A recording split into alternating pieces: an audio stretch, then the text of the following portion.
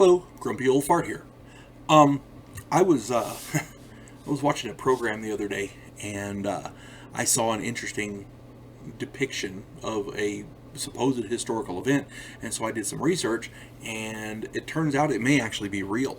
I'm not sure if this is real or not, but it's interesting, and I thought it was a fun thing to do, so I'm going to do it. For those of you who don't know, Alexander the Great is a historical figure. He was one of the greatest generals.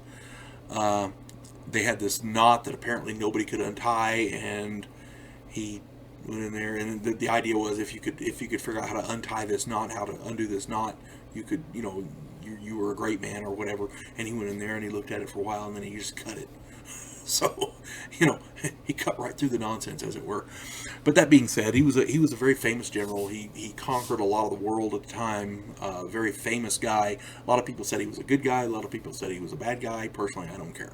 He is a historical figure. Okay.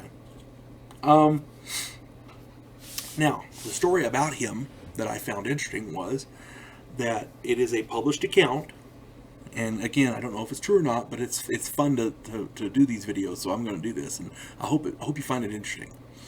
At one point during his crusade to conquer the known world, Alexander the Great was attacking a city called Tyre, Tyre, and Tyre was formidable. I don't know if they heard he was coming or not, but they prepared for somebody coming because they had high fake walls. They were really well prepared. They were well defended, and these people were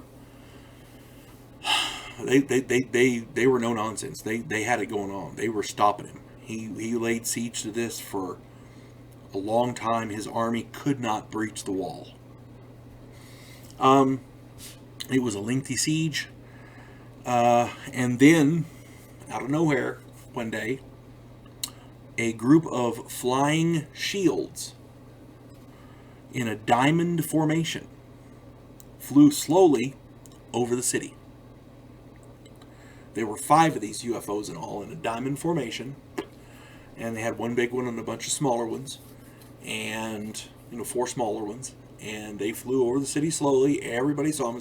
Thousands of people on each side saw them. So it's not like one guy said, "Oh, look," everybody saw them. Evidently, these UFOs used lightning bolts to destroy the walls of the city. And it wasn't where they just hit one area and it crumbled. We're talking they destroyed the walls of the city. And they tore the crap out of that city with these lightning bolts. Just like an aircraft would do with missiles and things. But, again, this was Alexander the Great. So, at any rate, they hovered over the city, and they stayed there until Alexander the Great's forces got inside and conquered the city. And the city did in fact fall, and Alexander the Great conquered it. And apparently, right afterwards, after they completely conquered the city, these flying shields swiftly flew up into the sky and out of sight. So they didn't just disappear. They flew up until they went through the clouds or above the clouds or whatever, and they went out of sight. So, did Alexander the Great have some allies, maybe? Did he call for some help? Or maybe just somebody showed up and said, "Hey, that guy wants in that city, let's get him." I don't know. This account is not verified. We don't know if it's true or not. But it has been published in a number of different places, and it is a well-known, or at least a well-written article. It's been repeated a number of times. So if it is true, Alexander the Great had a little help there. If it ain't true, somebody's got a vivid imagination. I'll let you be the judge.